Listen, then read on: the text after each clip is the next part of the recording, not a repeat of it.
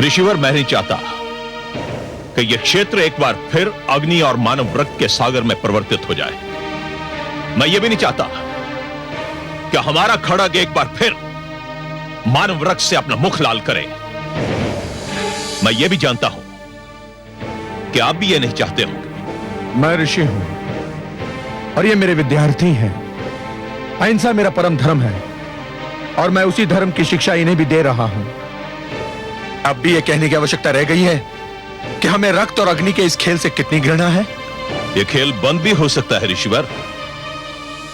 मैं युद्ध विराम भी कर सकता हूं, परंतु यदि आप चाहें तो।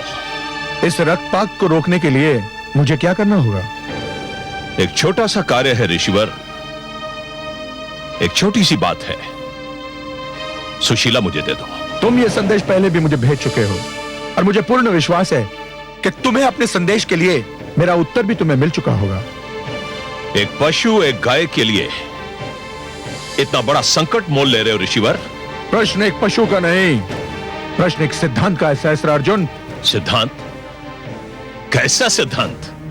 सहस्त्रार्जुन, हमने अपने पुरखों से जो शिक्षा पाई है और हम अपनी नवयुवक पीढ़ी को जो शिक्षा देते हैं उसके अनुसार जो राजा होता है, जिसके हाथों में सत्ता होती है, उसे स्वयं को प्रजा की संपत्ति और प्राणों का रक्षक सिद्ध करना होता है। उनका स्वामी नहीं, उसके विशेष अधिकार अवश्य होते हैं, किंतु वो प्रजा के अधिकारों का हनन नहीं कर सकता।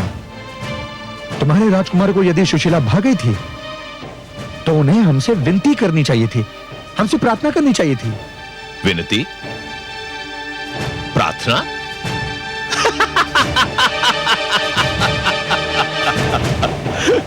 ऋषिवर, आप जिन शब्दों का प्रयोग कर रहे हैं ना, ये ना तो क्षत्रिय भाषा का अंश है और ना ही बन सकते हैं।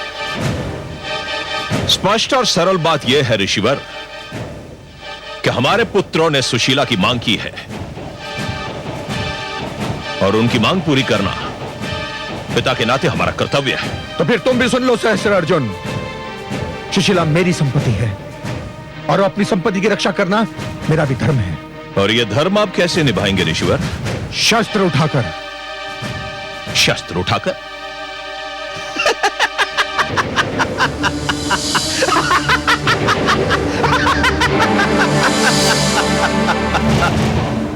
यह समाचार मैंने भी सुना था ऋषिवर, और सुनकर आश्चर्यचकित रह गया था कि शांति और अहिंसा की शिक्षा देने वाले ऋषि जमदग्नि ने अपने धर्म से विमुख होकर शस्त्र उठाने का निर्णय लिया है।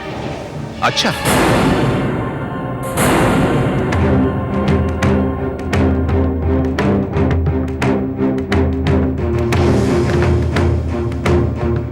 सहस्त्रार्जुन, जब ये भ्रम फैलने लगे ये हिंसा और कायरता दो शब्द हैं किंतु उनका अर्थ एक ही है, तो फिर हिंसा का लक्ष्य बनने वाले हर व्यक्ति, हर वर्ग का यह कर्तव्य है कि वो इस भ्रम को दूर कर दे।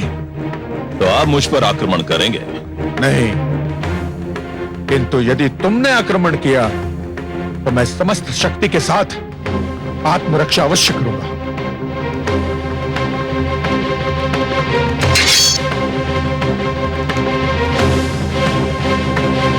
तो फिर संभलिए ऋषिवर, और क्षत्रिय को ललकारने का परिणाम भी देख लीजिए। स्मरण रहे सहस्त्रार्जुन, जो शस्त्र विद्या सिखा सकते हैं वो स्वयं युद्ध भी कर सकते हैं।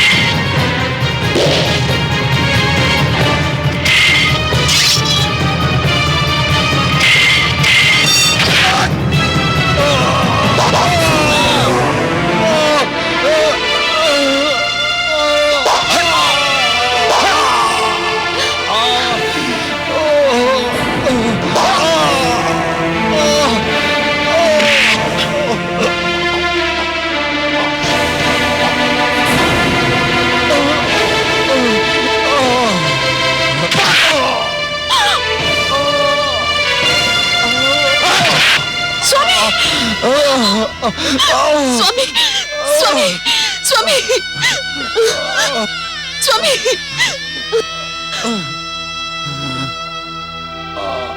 मुझे खेद है ऋषिवर कि आप अपने शिष्यों को शस्त्र विद्या तो अवश्य सिखा सकते हैं, लेकिन इन शस्त्रों का प्रयोग करना आपके वश की बात नहीं। आचार्य होना और बात है और योद्धा होना और बात। यदि आपने मुझे यह गैया सौंप दी होती तो आपको अपने परिवार और इन शिष्यों के बीच लज्जित न होना पड़ता।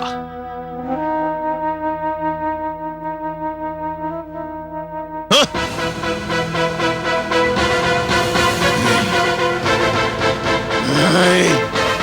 नहीं सहस्त्र अर्जुन, नहीं, तुम ये अत्याचार नहीं कर सकते। गाय को खोलकर ले जाओ। नहीं नहीं नहीं सुशीला, मुझे क्षमा कर देना, मैं तुम्हारी रक्षा नहीं कर पाया। अब तुम्हें अपनी रक्षा स्वयं करनी होगी। सुशीला, सुशीला।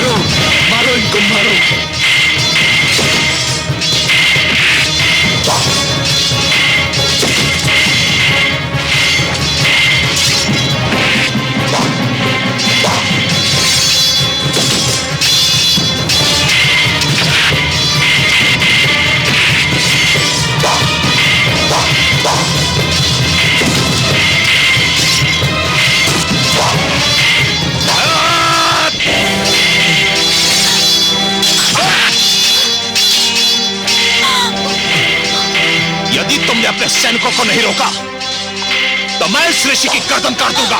नहीं सुशीला, तुम मेरे प्राणों की चिंता मत करो, मत करो। मैं धमकी नहीं दे रहा। यदि तुमने तनिक भी विलंब किया तो जो मैंने कहा है मैं कर दिखाऊंगा। नहीं, तुम अपना कार्य करो, मेरे प्राणों की चिंता मत करो सुशीला, मेरे प्राणों की चिंता मत करो, मत करो।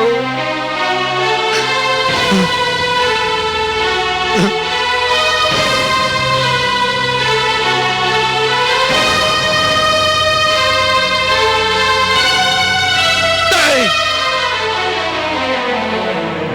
मेरे प्राणों की चिंता मत करो सुशीला, मत करो, मत करो।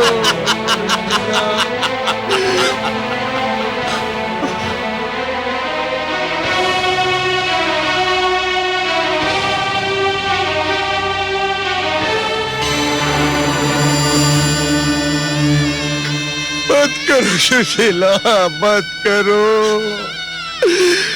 मेरे प्राणों की चिंता मत करो, इन्हें वापस मत बुलाओ सुशीला, सैनिकों, इस कैया को खोल लो। सुशीला, सुशीला।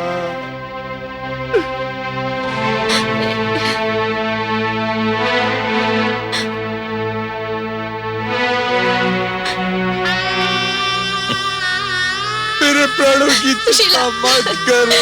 छोड़ दो सुशीला को, ये कहीं नहीं जाएगी। बचाओ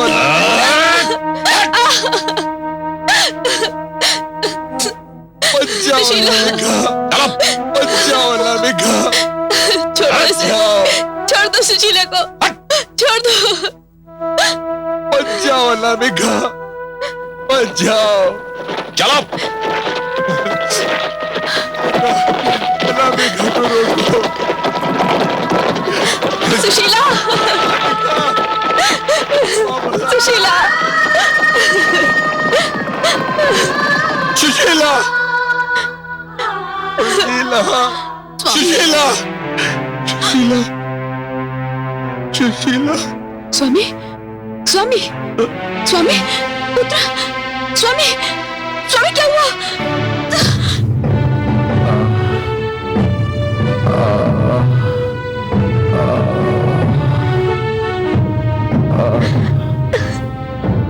महादेव, महादेव। स्वामी, स्वामी।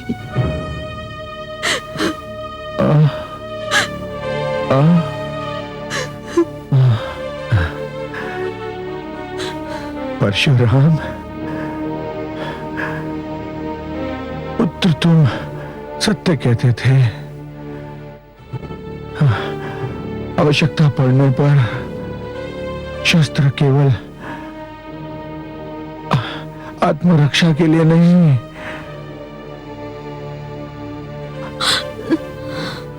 अपितु पुत्र आक्रमण के लिए भी उठाना उचित है। स्वामी, महादेव, स्वामी, महादेव, महादेव।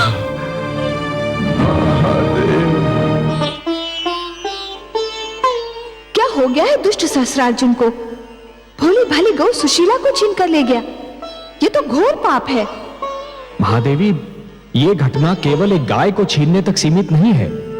तनिक ध्यान से देखिए, आज जो कुछ हुआ वो उन घटनाओं का संकेत है जो आने वाले युगों में घटने वाली है। आप तो सत्य के ज्ञाता हैं, सर्वज्ञानी है कमल नयन। आपकी दृष्टि उस सत्य को देखने में भी सक्षम है जो रहस्य और अज्ञान के अंधेरों में लिपटा रहता है और किसी को भी दिखाई नहीं देता। क्या आप मुझे आने वाले युगों की उन घटनाओं के विषय में नहीं बताएंगे? क्यों नहीं महादेवी, आप तो जगत माता है। माता की गोद मानव का सबसे महान शिक्षालय होता है। माता के ही माध्यम से संसार को सत्य का ज्ञान मिलता है। परंतु मेरी दृष्टि जो देख रही है वो कुछ बहुत आनंददायक नहीं है। आप मेरी जिज्ञासा बढ़ा रहे हैं कमल नयन। महादेवी, महादेवी, मैं देख रहा हूं कि एक युग ऐसा भी आएगा जब मानव अपनी मनभावन वस्तु को पाने के लिए उसके योग्य बनने का प्रयास नहीं करेगा। वो ये सोचना भी छोड़ देगा कि जो वस्तु उसे भा गई है वो यदि किसी और के पास है तो क्यों है।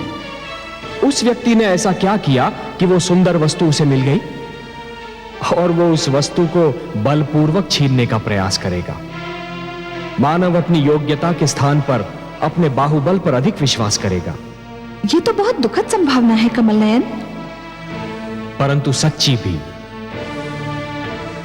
वो युग आएगा महादेवी, वो युग आएगा जब मानव अपने लक्ष्य को प्राप्त करने के लिए परिश्रम और चिंतन के कठिन मार्ग को छोड़कर ईर्ष्या से प्रेरित छोटे छोटे मार्गों को अपनाएगा, जिससे वो शीघ्रातिशीघ्र अपने लक्ष्य को प्राप्त कर ले। तब तो मानव का उत्थान पतन में बदल जाएगा। हाँ महादेवी, श्रम, चिंतन और ज्ञान का लंबा मार्ग छोड़कर जो भी व्यक्ति पगडंडियां ढूंढेगा वो अपने लक्ष्य को प्राप्त करने के उपरांत भी प्यासा ही रह जाएगा। क्योंकि उसे यह ज्ञात हो जाएगा महादेवी कि जिस लक्ष्य को उसने प्राप्त कर लिया है वो उस लक्ष्य के योग्य था ही नहीं। और महादेवी, ऐसा व्यक्ति उस लक्ष्य को अधिक समय तक संभाल नहीं पाएगा और ना ही उससे वो उचित लाभ उठा पाएगा जो एक योग्य, ज्ञानी और श्रमशील व्यक्ति उठा पाता। महादेवी, सहस्रार्जुन अपने पुत्रों को प्रसन्न करने के लिए सुशीला गाय को बलपूर्वक ले तो आया है, परंतु स्वयं सहस्रार्जुन और उसके पुत्र उसके योग्य नहीं है। मैं तो भूली गऊ सुशीला के विषय में सोचकर दुखी हो रही हूँ। वो पापी हाथों में पड़ गई है। और मेरी चिंता यह है महादेवी कि कहीं सहस्रार्जुन और उसके पुत्रों की निराशा का कोई बहुत भयंकर परिणाम न निकले।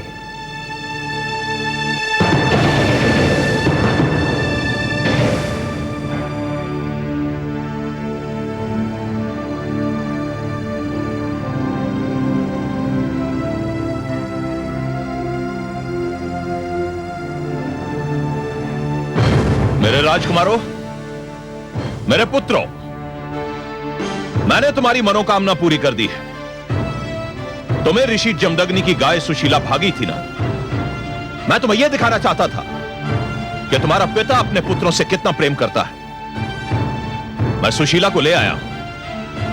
सुशीला बाहर उपस्थित है, तुम जाकर देख सकते हो। सम्राट सहस्रार्जुन की जय, पिताश्री की जय। हमें गर्व है कि ईश्वर ने हमें इतना प्रेमी पिता दिया है। हमें आप पर गर्व है पिताश्री। आपने हमारी हार्दिक इच्छा पूरी कर दी है पिताश्री। ये तो तुम्हारे भाग्य अच्छे थे पुत्रों कि परशुराम अपने पिता से झगड़ा करके आश्रम से कहीं दूर चला गया था, नहीं तो सुशीला को यहां तक लाना इतना सरल नहीं था। तुमने सत्य ही कहा था पुत्रों। सुशीला एक चमत्कारी गाय है। मैं उसके चमत्कार अपनी आंखों से देख चुका हूं। क्या सुशीला ने आपके लिए कोई बाधा उत्पन्न की? बाधा? पुत्र, यदि मैंने ऋषि जमदग्नि को अपनी ढाल ना बुला लिया होता तो संभवतः ना मेरी सेना बचती ना मैं। यदि मैंने सुशीला को लाने का वचन ना दिया होता तो मैं ये जोखिम कदापि ना उठाता। आपको कोटि कोटि धन्यवाद। पुत्र, सुशीला जैसी चमत्कारी गाय के ना रहने से ऋषि जमदग्नि तो हमारा कुछ नहीं बिगाड़ सकता, परंतु परशुराम की मुझे अब भी चिंता है। पिता पुत्र के मार्ग अलग हो चुके हैं, अब हमें क्या चिंता? रक्त जल से गाढ़ा होता है पुत्र। इस झगड़े की अवधि पर भरोसा करना बहुत बड़ी मूर्खता होगी। परशुराम बलवान है, उसे जीत पाना बहुत कठिन है। जो रावण को इतने कड़े पैरे से छुड़ा कर ले जा सकता है, उसकी शक्ति को कम समझना आत्महत्या करना होगा। मैं अकेला उसका सामना नहीं कर सकता। हम चारों आपके साथ हैं पिताश्री, और अपने जीवन के अंतिम क्षण तक आपके साथ रहेंगे। तुम चारों का साथ भी मेरे लिए पर्याप्त नहीं होगा पुत्र। इसलिए मैंने निर्णय लिया है कि जिस प्रकार परशुराम भार्गवों को एकत्रित कर रहा है, उसी प्रकार मैं भी क्षत्रियों को संगठित करूंगा। क्षत्रिय वंशों ने मेरा साथ देने का निर्णय लिया है। मैंने कल ही उनकी सभा बुलाई है।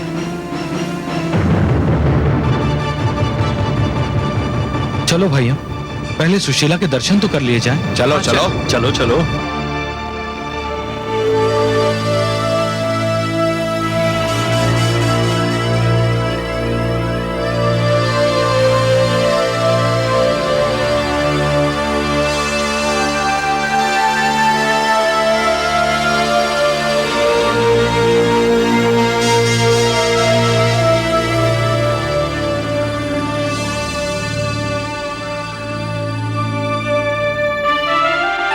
स्वामी, स्वामी, क्या है? मुझे ये बताया गया है कि आप ऋषिवर जमदग्नि के आश्रम से सुशीला नामक गऊ का अपहरण कर ले आए हैं। आपने ठीक ही सुना महारानी। क्या मैं जान सकती हूँ कि ऐसा क्यों किया गया है? आप ये क्यों जानना चाहती हैं? मैं भी माता हूँ, गऊ भी माता होती है। क्या एक माता का दूसरी माता के विषय में चिंतित होना अस्वाभाविक है? मैं जानना चाहती हूँ कि सुशीला को अपहरण करने की क्या आवश्यकता थी। सुशीला हमारे पुत्रों को भागी थी महारानी, और उनकी इच्छा थी कि उसे यहां लाया जाए, क्योंकि उस गौ का स्थान राजा का भवन है, ऋषि का आश्रम नहीं। इस कारण हम उसे यहां ले आए। स्वामी, संतान की इच्छा पूरी करना पिता का धर्म है, और मैं समझता हूं कि संतान की इच्छा पूरी हो जाने पर प्रसन्न होना माता का भी धर्म होता है। संतान को उनके अधिकार और कर्तव्य की पहचान कराना उसकी माता और उसके पिता दोनों का धर्म है। संतान को जीवन का वो अनुभव नहीं होता जो माता पिता को होता है।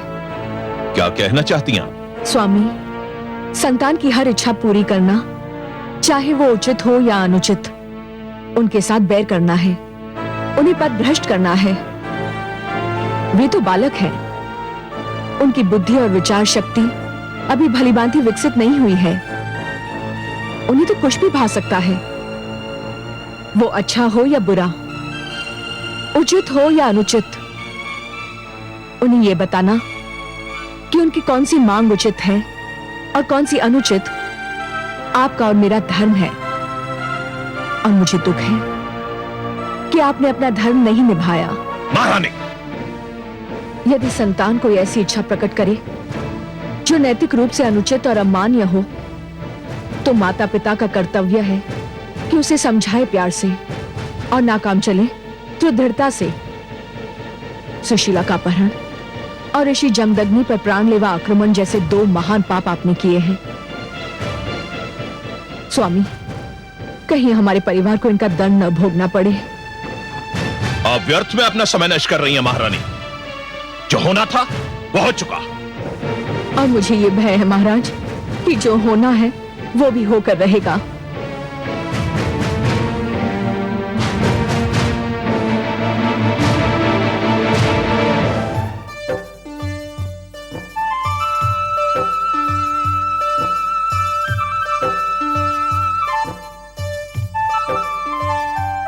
अहो भाग्य हमारे, जो आपने अपने दर्शन दिए। हमारे राजभवन पधारकर आपने हमें कृतार्थ किया देवी। आपने जब हमें आश्रम में 56 भोग का स्वाद चखाया था, हमने उसी समय आपकी महानता के समक्ष शीश नवा दिए थे। जिस प्रकार आपने आश्रम में हमारी इच्छा पूरी की थी, ठीक उसी प्रकार आज भी हमारी इच्छा पूरी करने की कृपा करें।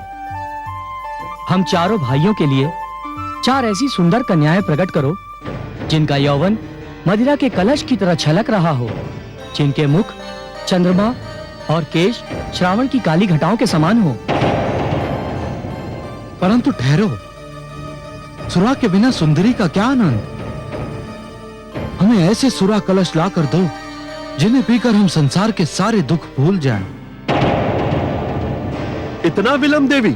रेणुका के कहने पर तो आपने पलक झपकते ही स्वादिष्ट भोजन का प्रबंध कर दिया था। हाँ देवी, ऐसा स्वादिष्ट भोजन तो आज तक हमें अपने राजमहल में भी नहीं मिला।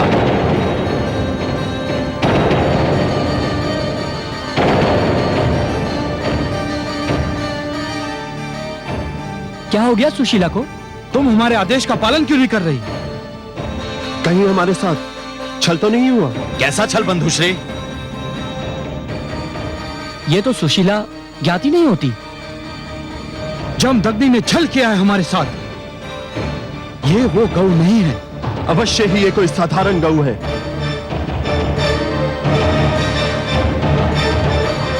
ए गौ, हम तुझे अंतिम अवसर देते हैं, हमारी इच्छा पूरी कर दे, नहीं तो जम्बो! दुष्टों! यदि गौ माता को हाथ भी लगाया तो आप लोगों के मृत शरीर धरती पर पड़े दिखाई देंगे। कितने निर्लज्ज और निर्दयी हो तुम लोग। गौ जैसे एक भोले भाले पशु पर अत्याचार कर रहे हो। ये अपना चमत्कार नहीं दिखा रही है। हमारी कोई इच्छा पूरी नहीं कर रही। हमें वो नहीं दे रही जो हम चाहते हैं। मूर्ख, ये पवित्र गौ है। ये वही भेंट करती है जो पवित्र होता है। तुम दुष्कर्मियों की अपवित्र और अनैतिक इच्छाएं ये पूर्ण नहीं करती। ये तो अपवित्र स्थान पर रहना भी सहन नहीं करती। मैं तुम्हें इस कर्म का दंड अवश्य देता, परंतु गौ माता सुशीला की उपस्थिति में मैं कोई हिंसक कार्य नहीं करना चाहता। मैं तुम लोगों को अंतिम बार क्षमा कर रहा हूं, ध्यान रहे।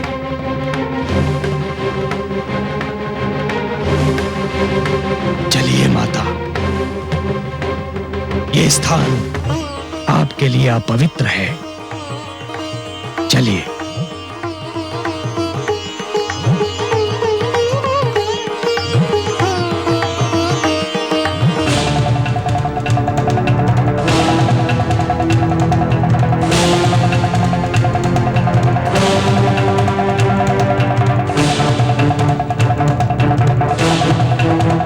दंड तो अब हम तुझे देंगे परशुराम।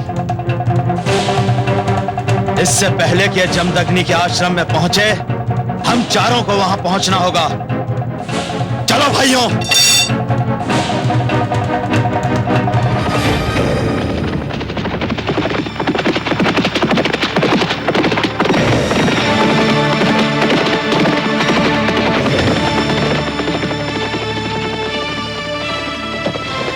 क्षत्रिय कुलभूषण राजश्री विश्वामित्र को सूचना दीजिए कि क्षत्रिय सम्राट शस्त्रार्जुन उनसे भेंट करना चाहते हैं।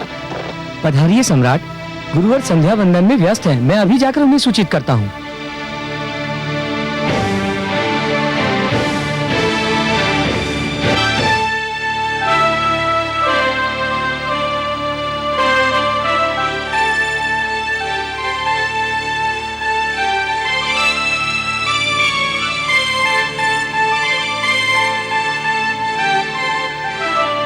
क्षमा कीजिए गुरुवर। कहो वत्स। गुरुवर, सम्राट सहस्त्रार्जुन बाहर आपकी प्रतीक्षा कर रहे हैं। उन्हें यहाँ ले आऊं? नहीं, मैं चलता हूं।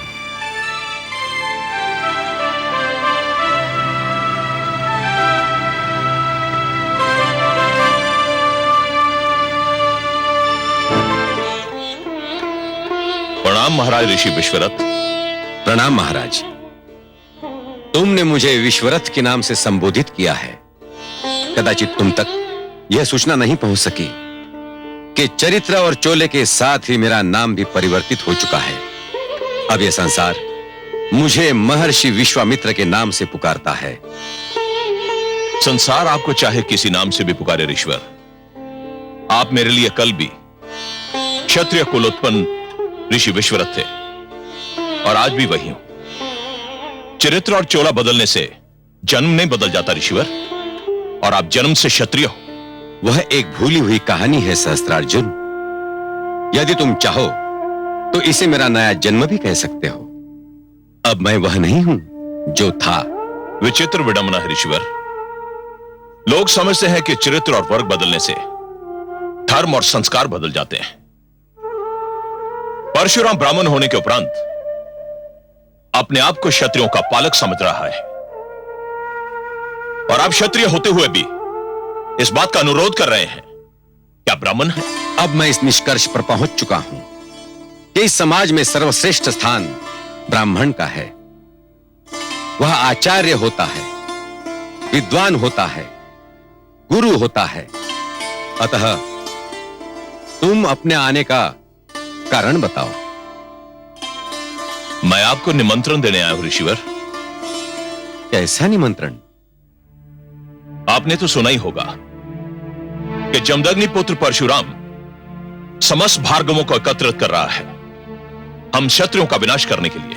हां, मैंने सुना है, और मैंने वो भी सुना है कि जो तुम जैसे तथाकथित क्षत्रियों ने उसके परिवार और समस्त ऋषि समाज के साथ किया है।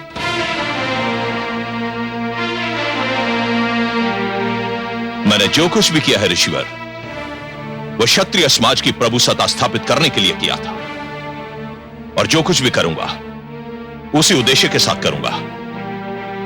मैं आपको न्योता देने आया हूं ऋषिवर कि आप क्षत्रिय समाज के पुनर्गठन में मेरा सहयोग दें। तो तुम मुझसे जाति के नाम पर सहयोग मांगने आए हो? यही समझ लीजिए ऋषिवर। तब तो मुझे खेद है सहस्त्रार्जुन कि मैं तुम्हें निराश ही करूंगा। मैं जातिवाद के पक्षपात को मानव समाज की प्रगति की राह का सबसे बड़ा रोड़ा समझता हूं। हे सहस्त्रार्जुन, तुम्हारे पिताश्री कृतवीर्य एक महान व्यक्ति थे और भगवान दत्तात्रेय ने भी तुम्हें प्रसन्न होकर सहस्त्र बाहुओं का बल दिया था। वो इसलिए नहीं कि तुम्हारे सहस्त्र बाहु अत्याचार के सहस्त्र द्वार खोल दे। तो आप इस बात से सहमत नहीं है ऋषिवर कि हम क्षत्रियों को अपने बचाव के लिए एक होना चाहिए? तुम आक्रमण को बचाव कहते हो, अत्याचार को आत्मरक्षा समझते हो। नहीं सहस्त्रार्जुन, मैं तुमसे तनिक भी सहमत नहीं। तुम आज किस मुंह से क्षत्रिय एकता की बात कर रहे हो? क्या तुम भूल गए कि तुमने स्वयं 25 क्षत्रिय राजाओं का वध किया था? मेरा तुम्हें यह परामर्श है कि वो डगर छोड़ दो जो विनाश की ओर जाती है। जाओ, चले जाओ यहां से। मैं तुम्हारे लिए कुछ भी नहीं कर सकता।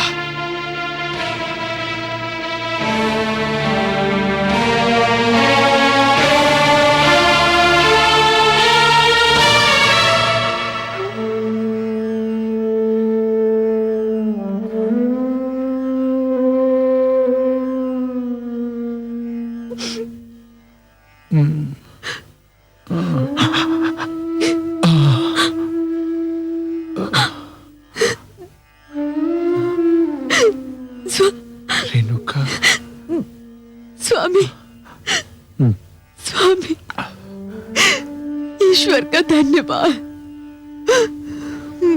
रेणुका, मेरा राम, मेरा परशुराम कहाँ है? किधर गया है? स्वामी, दुष्ट शास्त्रार्जुन सुशीला को लेकर चला गया है और परशुराम उसी को लेने गया है। रेणुका, स्वामी, रेणुका, स्वामी,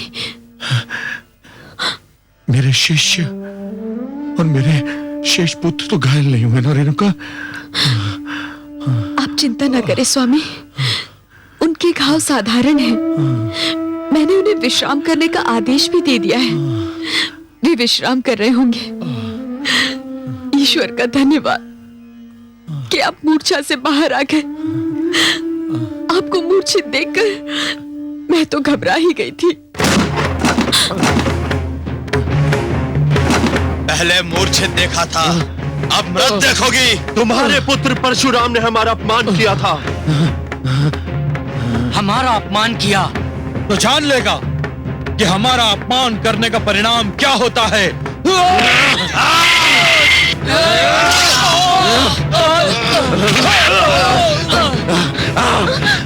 आओ, आओ सब बोलो।